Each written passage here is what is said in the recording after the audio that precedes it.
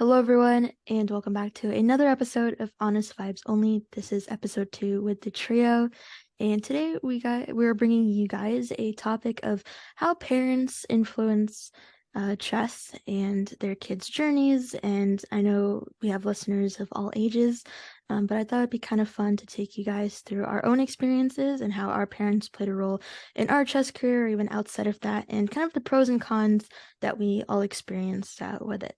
So I thought I will kick us off here.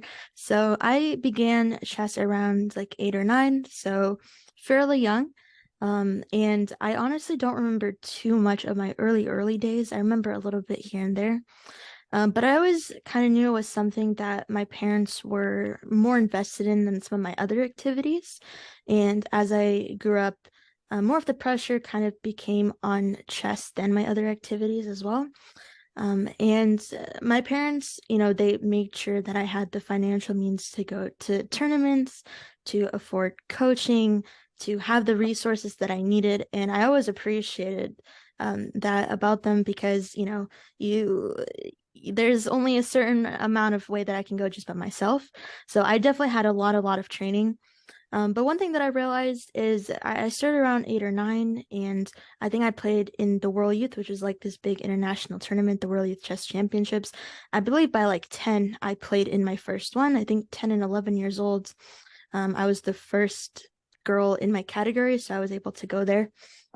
And it was covered for me.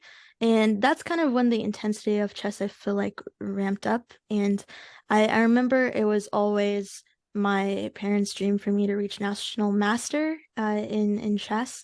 Spoiler alert, I never reached that. um, You were close though. I was close. Yeah, I got to like 2170, and then we have a tournament that we don't talk about. And then from there it was downhill. So I never really reached it, but that was always kind of like the main goal they worked towards.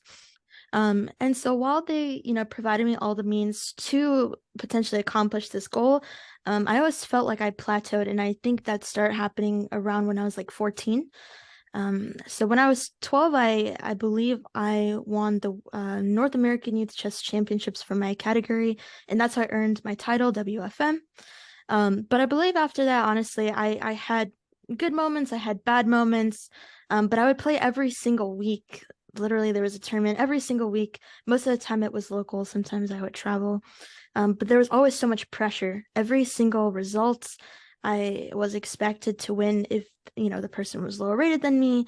And if they were higher rated than me, there was always that hope, like try to, push for, see if you can get a draw, see if you can win. And I always felt that pressure, unlike my other activities. That my main other two were Taekwondo and the piano.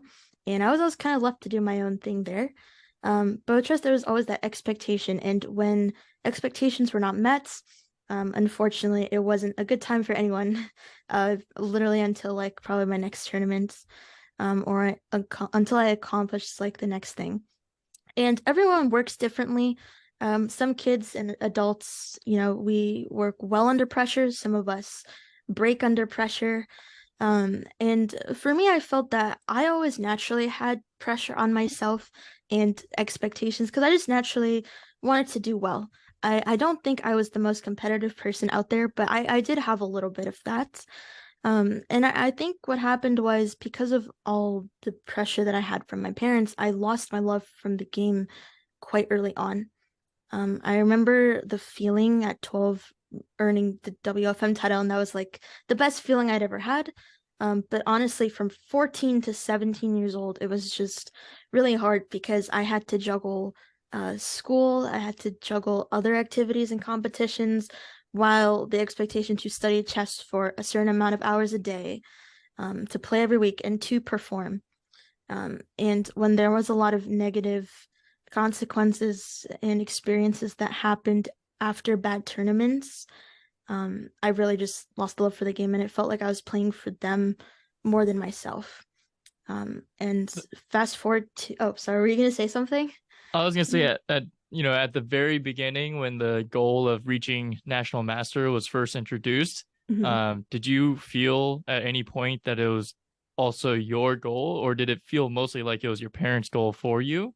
And if it did feel like your goal at some point, Like when did that, when do you feel like that actually changed and shifted? I always thought National Master was a nice accomplishment if I got there.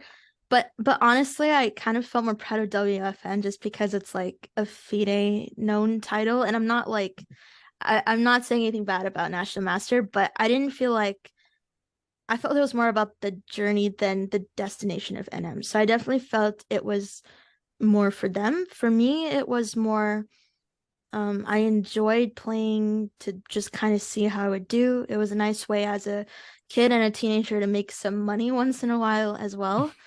Um, but I hated the fact that I lost the love for the game because I was playing because I enjoyed the game originally. So that's it was definitely for my parents, for sure. And Yeah, that's unfortunate, Davina. Sorry to hear that. And I hope at some point that you might rediscover your own love for the game. and actually it's funny you say that because at 17 years old I quit the game and Cold until turkey? yeah, like I didn't play tournaments, I didn't study, I threw out like all my books and everything, and I didn't want to have anything to do with the game anymore. And then May 2020, I think it's 2020, that's like when COVID was like at its peak, and that's when streaming on Twitch was becoming like a thing for chess. So I had a couple of friends that were streaming on there, and they were like, "Why don't you just try?" And I was like, "Okay." So I finished my college semester, and I just started streaming, and I didn't think anything of it. I didn't expect it to go anywhere. But I fast forward to where I am now, and it's my career. And while there are some stressful moments trying to balance everything, I found a new love for the game, just like Keaton said, coming back Wonderful. to it as an adult and without that parental pressure. So it's kind of like a huge thing. So Sounds like a very important part of your journey. A lot of healing taking place there. yeah, for sure. That's kind of like what my journey's been. Yeah, it sounded like it transformed from their journey to into your journey, and that's like a really big distinction to be made there. Exactly, exactly. And I think I still have like PTSD with OTB, so I Sure. don't have plans to play OTB for those reasons right now. But I'm hoping one day maybe, I'll play a tournament again and just play for myself and just kind of see how it goes. So The yeah. streaming got you hooked back into chess, but not back into No. OTB just yet. No. Well, and that's one of the amazing things about this current time is we really don't need OTB anymore. I mean, there are so many people who are getting so good at chess without really ever playing OTB. I mean, Mhm. look at KD. I think he's only played like two or three OTB tournaments. Well, I don't know if you could say that I'm really good at chess, but I'll take the compliment any day, Keaton. Hey, he got second place, right, at your tournament this past weekend. Yeah, So, That's true. congratulations. That's true. yeah. Thank you. Appreciate it. What about your guys' experience now? Pass the torch over. Sh- Sure, Do you I want to can go? go. Yeah, Yeah, go I ahead, can go Katie. next because I think I'm gonna come at this discussion from a slightly different angle. Really just replacing chess with tennis. But that's kind of, the beauty of talking about the way we all grow up. Um, Even though it might be different activities or different endeavors, it's just a different lens looking at the same journey, right? And I think I can really relate to what Davina said, where it was kind of like maybe not necessarily my parents' goal for me to be, a D1 collegiate athlete, but it was always this kind of unspoken, hey, like we're gonna support you, financially and time wise as much as possible, and we expect results. And I think that's kind of a lot to kind of navigate when with my family, not good or bad. It's just we're definitely a lot more stoic, so not as many emotions are shared, or at least not many loving emotions are shared like explicitly and openly. And that's not, I'm not saying that's inherently a bad thing. It's just the way I grew up. But when you combine that with being in a intensely results oriented environment, that's kind of what creates that immense pressure where, okay, you go and compete at doing something that you think you love, and then it takes some of that enjoyment out because the results in tennis are very binary, right? With chess, I guess, there's a draw, but results being results oriented means that either it was a success or it was a failure. And yeah, just Zero going, sum game. yeah, exactly. Exactly. And yeah, I just think that it puts a lot of wear and tear on you mentally. And sure, you're a kid, you're always growing physically, always working out, always doing the right things because my parents put me in a structure where I had to be physically present and that would push me to get better, right? And just how much better was kind of up to me to figure out how to handle that with the training. And I think when I was 16, that was a clear distinction where I think Davina, you're saying, you went through so many negative consequences that it kind of yeah, either breaks you or your parents or both of you all at the same time. And for me, it kind of broke my parents first, where they kind of decided, okay, like this whole tennis journey, like it's no longer our journey. We'll still support you, but we don't really care as much as you do anymore. Like it was just a complete cliff drop off. So that for me was the first time where instead of learning and exercising like extreme obedience in my tennis journey, it started morphing a little bit into, okay, what do I want to do with this love of my life? Like, do I want to continue fostering my tennis journey, or do I switch gears into something completely different, right? And that kind of played a big role in my college decision as well. Is okay, like I never made it to my parents and my goal of Division 1 college tennis, but I had the option of playing Division 3 tennis or going to a state school and leaving it all in the past. So for me, it was pressure kept building, building, building. I feel like, I hope my parents don't listen to this, but I feel like it probably broke them first, and they kind of became disinterested, and it became my journey. And even then, there's a lot more growing pains, but they were my pains to be had and my choices to make. And I feel like that was super important in both my development as a person and as an individual, but also just learning to deal with the adversity that I place myself into, not something that's structured for me to be placed into. So that's a little bit of a long-winded answer. I don't know if people, I hope people can relate, but I think the transition from a parental a parentally led journey to your own is just really resonates with me with what Davina said as well. Well, I just wanted to take a moment and congratulate both you guys on speaking about something that's very personal to you and really speaking from the heart and speaking very eloquently and just really, putting something great out there. Very well done. I Thank you. appreciate that. Yeah, and that's really cool. Like, I feel like we had similar journeys, different sport, but around the same time, our parents kind of left the journey that they were the most invested in at one point, and it felt like it was up to us to kind of take into, at 16 and 17 what we wanted to do, and one of us quit and the other kept going, but it kind of still, I'm sure, do you still love tennis? Oh, absolutely. Yeah, and Yeah, and I still love chess, right? But we just came back to it differently in adulthood, which I think is always just it's beautiful. true. And for just to expand on Keaton's point, where you know, I just want to say that typically, my ability to express my emotions and feelings were a little bit stunted because I was saying like I just grew up in a very stoic environment. So I know if you're listening to this, just the audio on Spotify or wherever else, then you're not going to get any of the visual. But even if you're looking at this on YouTube, you can't tell, but like the whole rest of my body is just like is sweating from the stress of like having to share feelings. Well, you just released a lot. And when Right. when we release energy, sometimes that has a physical outlet, sometimes it's tears, sometimes it's sweat, so it's energy just moved. Yeah. For Right. sure. And I didn't mention it either, but I also came from a family like that where there wasn't too much of talking about the important emotions. There was never talk about mental health.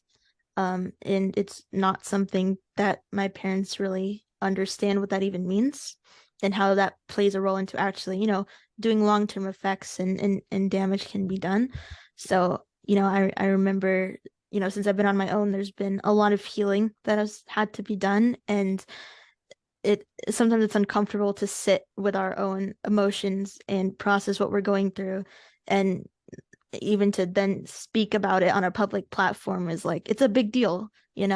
So I'm definitely glad that you feel comfortable to be able to, express it for this podcast because I guarantee it's going to help a bunch of people and a lot of people do relate because I'm sure I relate and I'm sure Keaton can also relate. So Well, I think what you just said is a huge understatement, Davina, about how hard it is to, first of all, to face your own emotions. It's so easy to repress and to block and to distract. And it's, so commonplace in society that when we feel a way that's uncomfortable, that we don't want to feel, we look for a distraction from ourselves. And distractions from ourselves are everywhere. I mean, they are rampant and they are so encouraged in society. And to actually face what you're feeling, to actually look at that and to actually allow it to move is that takes so much strength and so much courage. And it's truly admirable. I mean, incredibly well said. for sure. Yeah. What about you, Keaton? So my experience was a little bit different, I'd say, than you guys, although there definitely were some similarities. So I have a somewhat of a large family because my parents have been divorced for as long as I've known, and they both got new partners, and so I have a dad, a stepmom, a mom, and a stepdad, and I grew up in both homes. But definitely the parent who was active with me on my chess journey was my dad. My dad taught me how to play chess. My dad's definitely a very intelligent and driven person, a New Yorker, an educational psychology professor. And he was very committed to my chess journey. He he became the president of Chess Foundation, where I grew up in Nebraska, and was always running chess events like camps and chess festivals and tournaments and that kind of thing in order to raise money to pay for my chess development and travels and lessons and that kind of thing. He always paid for my coaching. He always took me to tournaments. And even when I was a kid, I was in the gifted program, so I had a mentor. He even arranged something that was quite unprecedented, and that was for me to be mentored in chess. So originally, I was mentored by my local coach, Dr. Tom O'Connor, who was a outstanding coach, and then later I was actually mentored by my grandmaster coach, Miran Shear, who I worked with over the phone, and I actually received school credit for that. And that was because of my dad's pushing for that. So, in a lot of ways, my dad was tenacious and he had a very intense energy. He was always extremely supportive. He was always taking me to tournaments. He was always encouraging me. I would say, as far as the stories that you guys related about your childhood, I would say he pushed that line, but I have to say, he did a pretty good job of not going across it. I mean, there were times when he definitely could be a little overbearing, or I would lose a game, and he would give me a really hard time and lecture and that kind of thing. So he would go to that place sometimes, but I have to say, in general, he was very loving. He was supportive. And although I think he kind of fought a battle within himself about doing it for the right reasons and about it being about me and not about him, I think ultimately he was successful in that battle and he really was doing it for me. Um, so I have to commend my dad on doing, a very good job and being supportive. And And I certainly wouldn't be where I am in chess without his financial support and emotional support and just making that kind of thing happen. And my dad also has done several research studies on chess as an ed psych Whoa. professor, and he did a few projects where he interviewed a lot of parents of young successful chess players because he was very intrigued by that. And he interviewed a lot of big names. He interviewed, I think, Nakamura's stepdad, and Sunil Weeramanchu, of course, is a famous chess coach, and the parents of many young chess prodigies, masters, grandmasters, etc. And ultimately, he wrote a book called called "Nurturing Children's Talents: A Guide for Parents," if anyone's curious, which is about not only chess but just that topic of how to be a successful and supportive parent for a talented child. And I think his ultimate finding was that, it's really not possible without the support of the parent, for kids to go a long way as far as coming into their own in their area of talent.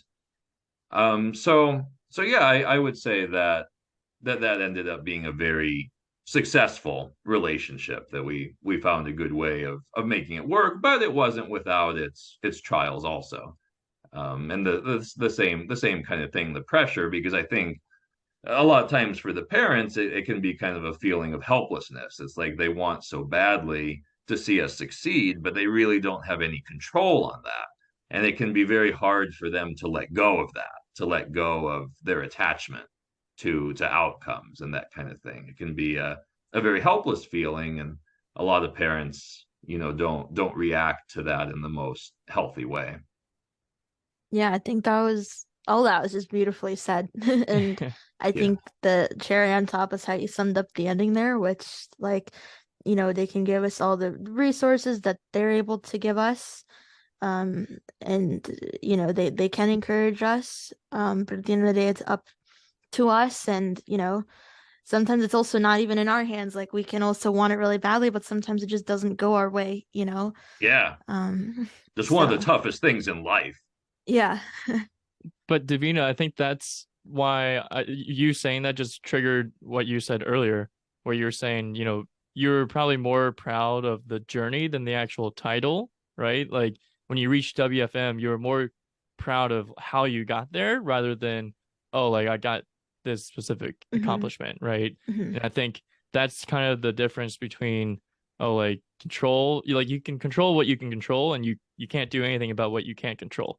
So what you can control is your day-to-day journey, but you can't control the binary result of 1-0 or 1/2 in chess, right? So I think that's like a huge distinction, is that it's easy and it's most tangible to look at a result, but what matters more is what you're doing on a day-to-day basis to enjoy and cultivate the love of what you're doing.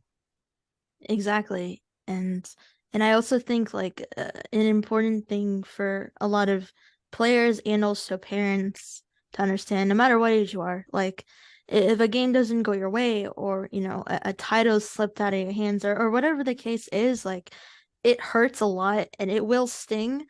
But I think it was always coined as failure to my parents when I didn't accomplish that, or I barely missed the cutoff for something, or I lost to someone so much lower rated. And to me, I always would think like, well, I didn't intentionally decide to lose Right. to this person, Wasn't or your fault.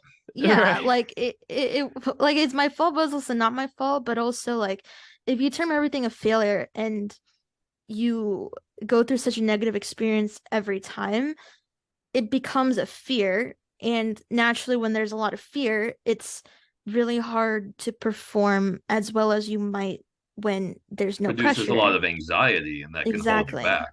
Exactly. And, those things became permanent for me at some point. And I feel like if it was more of it's an opportunity to learn and it's not necessarily a failure, like these understanding that these things happen and being able to support your child, not just when they do well, but it's more important to be able to support your child when they're not doing too well, and understanding that a lot of us are already hard on ourselves naturally.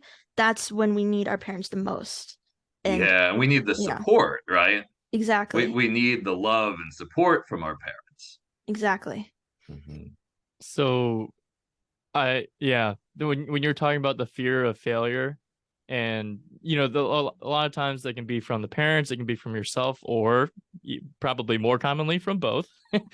But um, but it is truly paralyzing. And just to take it out of like a chess context really quickly into like a physical and like sports oriented world, um, like when you are so nervous and so fearful of a result that you don't want, like it can literally change the physiology of your body. Okay, maybe not physiology, but it can change like it can have physical Oh, repercussions on your absolutely. body.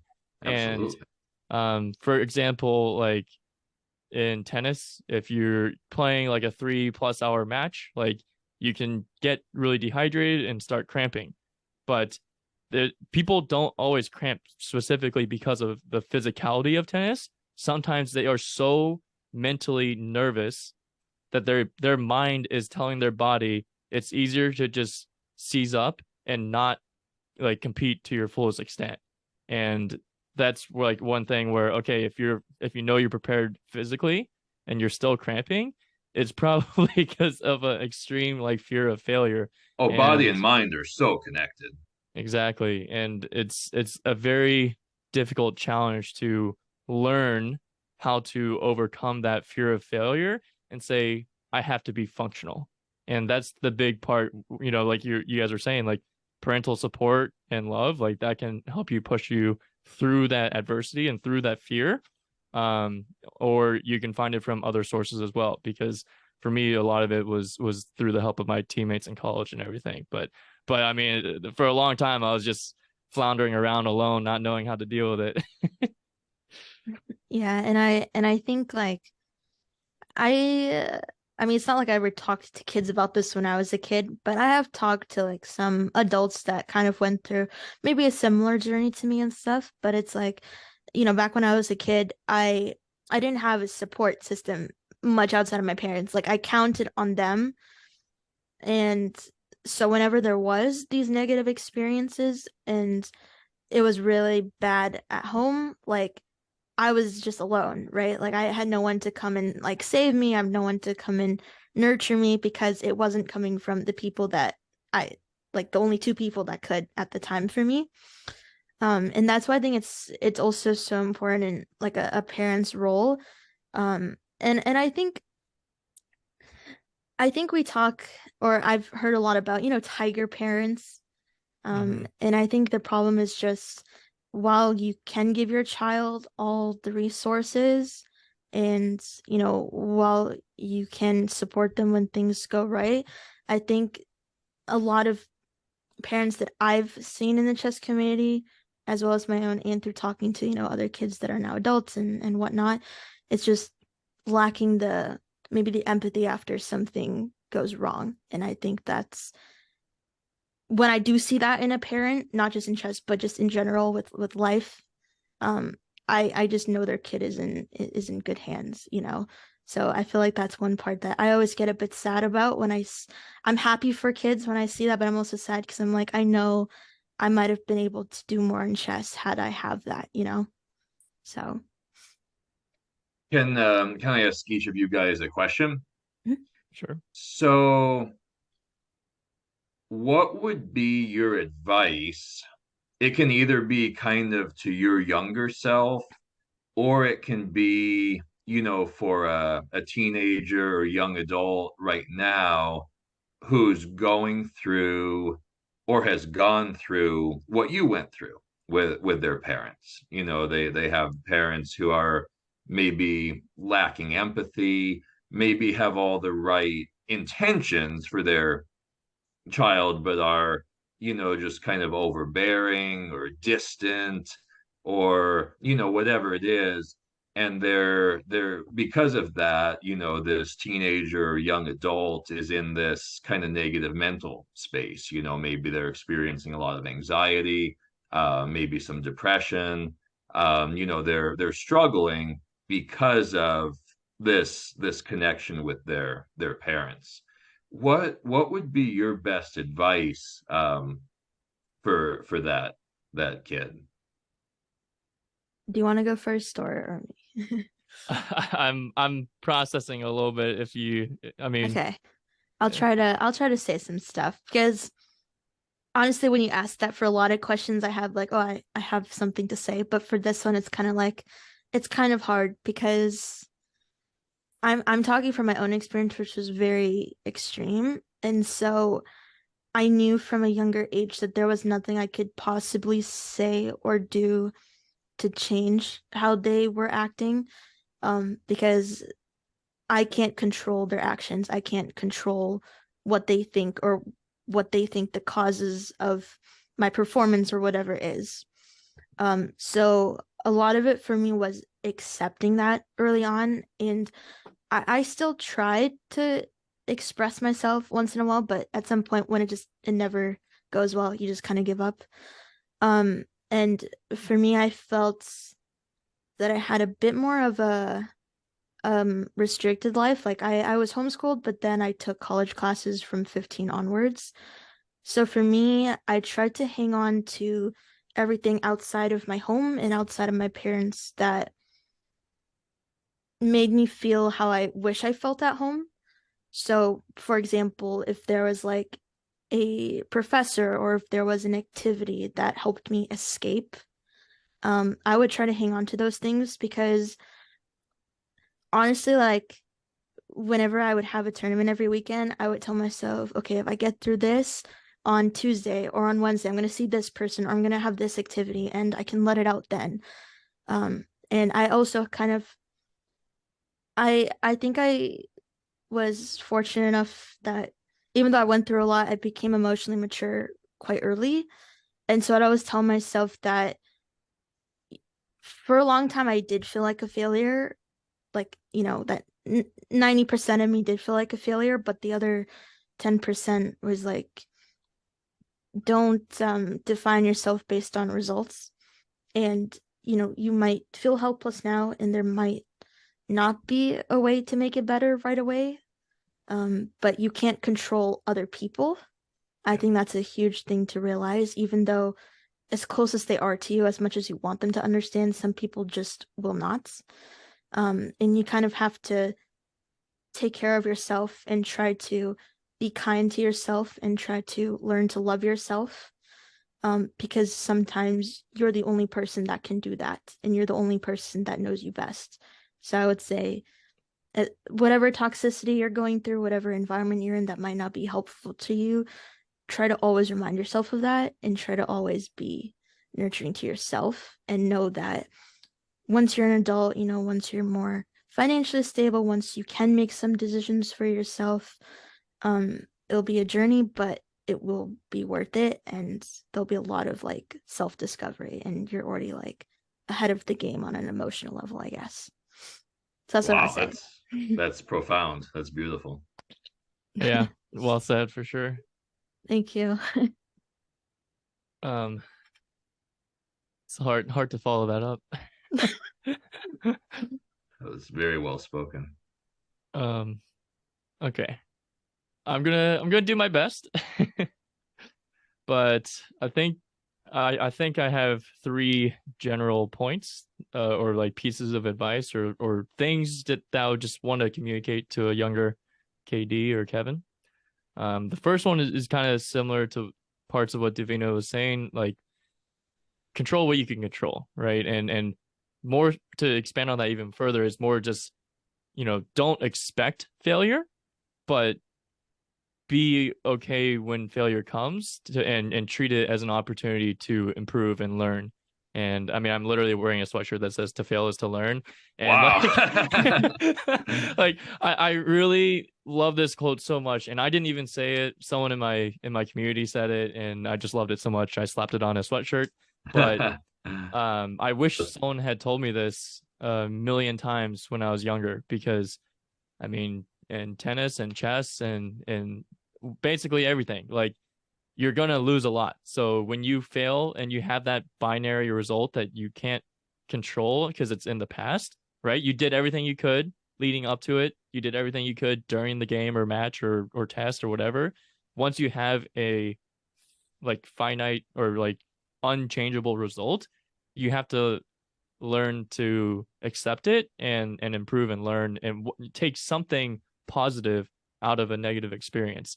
And I think that, with parental reactions, also just self um, feeling or loathing or whatever, like it all kind of compounds, and it's really hard to take the constructive part out of those failures. And I think the faster you kind of mature and are able to do that, it's to actually get the positive out of that experience. I think that's what really helps you grow in the long term. Um, the second part is related to that, because things get so crazy when you do fail that there's so many emotions, and I don't think I really ever learned how to manage that until at least in my 20s. So one of the things I would probably love to tell myself to do would be to actually journal and try my best to process emotions and feelings that I was never encouraged to or asked to process at a younger age. Yeah, it's definitely something that helps in adulthood.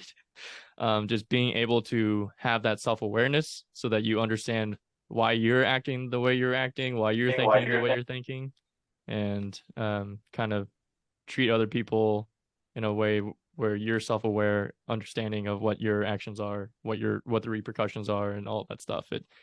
It's more all-encompassing. But third, like the last thing I would really hammer home is just that you might think everything's really tough and difficult, but someone always has a more difficult situation than you, but not to mean that you're not going through something difficult, but two, just that it's like that resilience is the most valuable human trait you can ever have. And I firmly believe that, like I said, we fail a lot as humans. We're humans. We're not computers. So so when we fail, we have to be resilient. It's like what's the quote? Like when you if you get like knocked down 10 times, you stand back up 11 times. Yep. Like that's basically like the mentality that is really difficult to learn because it only comes through experience. But whether it's a negativity coming from parents, yourself, or any other outside force, it's just something that you have. It's a fact of life. You're gonna have failures, and you have to be resilient. And that's the most important thing that's been a factor in my life and in my growth over the last 27 years. That's awesome, Katie. I would definitely agree. And journaling definitely helps for sure. For some reason I still can't find 10 minutes in my day to journal. Um, but when I do, it's a nice little it's kind of like just keeping a track of, how you're doing and what you experience, and it's definitely helpful. Can you imagine if 14-year-old Devina was gotten into the habit of routinely journaling? Yeah. Oh yeah. There'd be a lot of things there.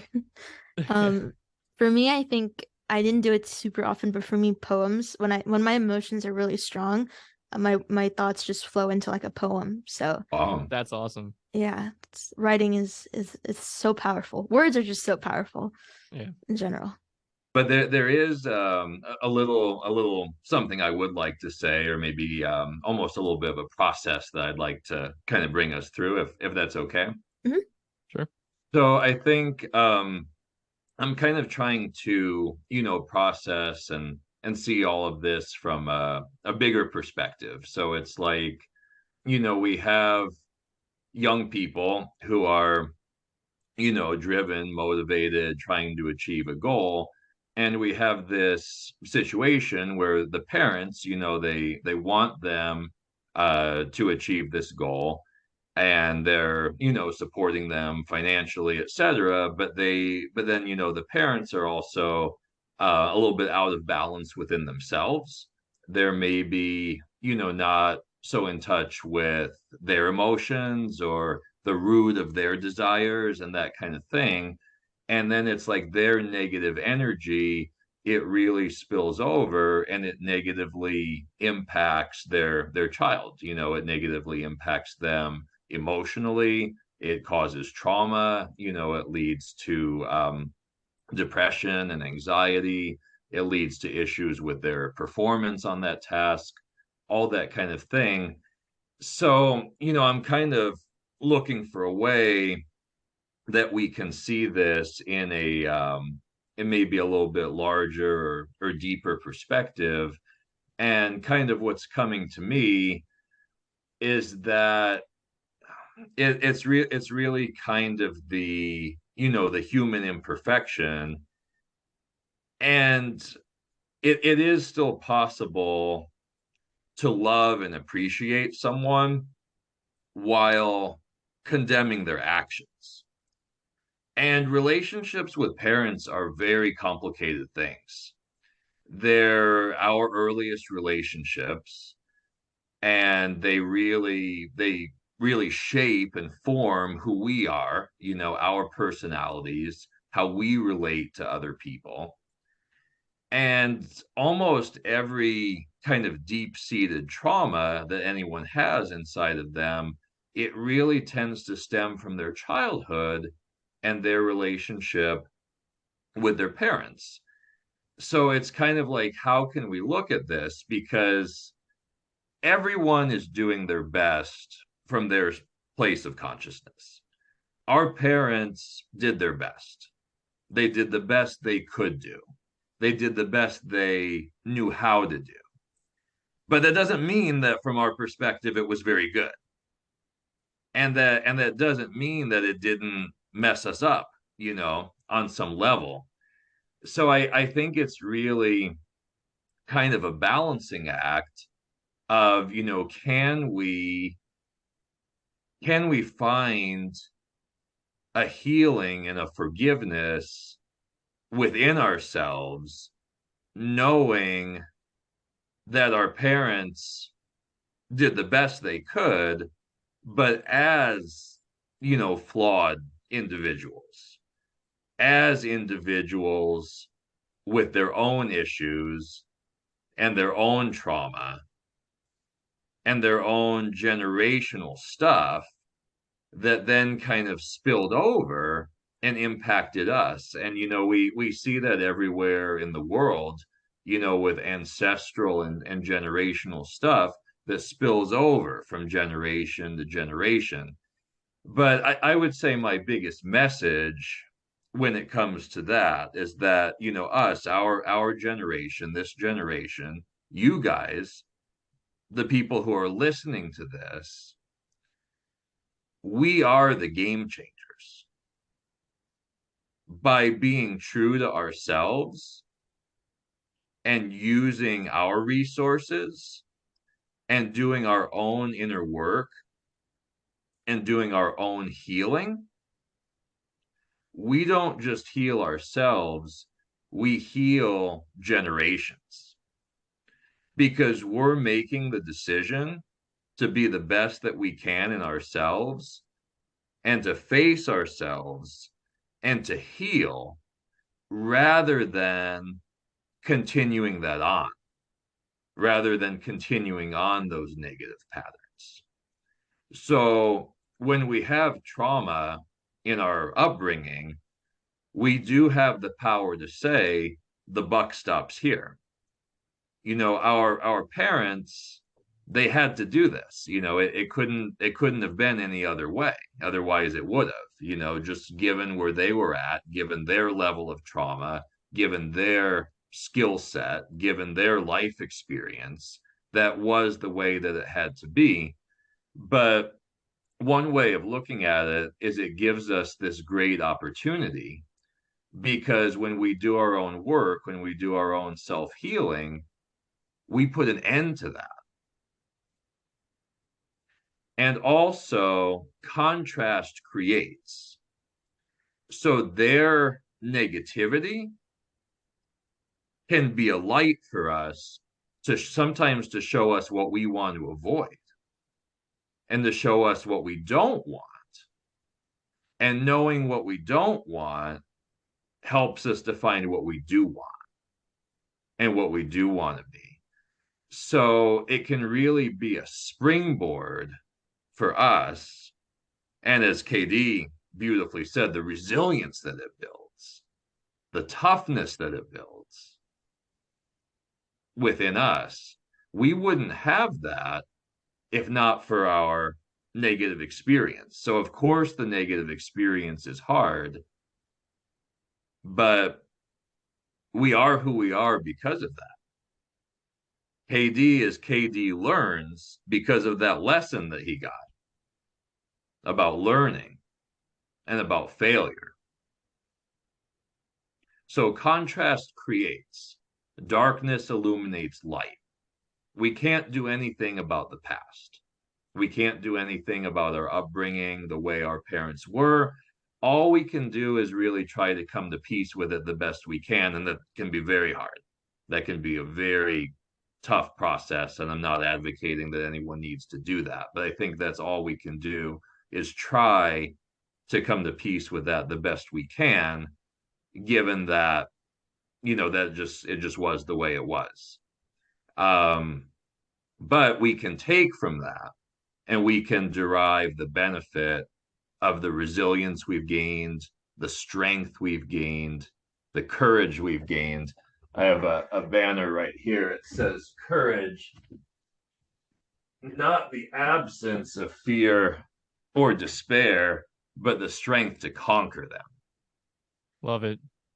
Yeah. And that can be a very good reminder sometimes. Yeah, I think that was a beautifully said, and one thing I'll leave us with here is a quote that's always stuck with me is that you are best suited for your own healing. And I learned this through, trauma that I went through, but it's not fair, right? Because sometimes other people did this to us, but at the end of the day, we are best suited to heal, and it's for the best, and it's only going to be the best when we fast forward this down and we look back. It's like, yeah, I stepped up to the plate.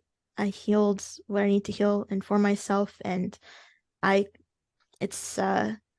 couldn't wait for, my parents to step in those shoes and try to understand and fix and make up for everything that happened. I had to step up to it myself and heal myself. So I think that's also a little summary as well to just remember. Yeah, Absolutely. And to you guys and to anyone watching or listening who, have been through something like this and are making the choice to step into your power and step into your self-healing and to be the best version of yourself, I just want you to know how much I admire you. You're all amazing. Thanks a lot, Keaton, and thanks Devina, thanks Keaton for having this conversation with us or with me, and thanks for everyone who's listening and going through their own journey. Thank you guys so much for listening. We appreciate all of you guys that listen, and we all hope that you guys are doing okay. But if you're not doing okay, here's my reminder that it's okay to not be okay. Be kind to yourself, drink some water, get some food in you, and we'll see you guys next week. Thank you guys.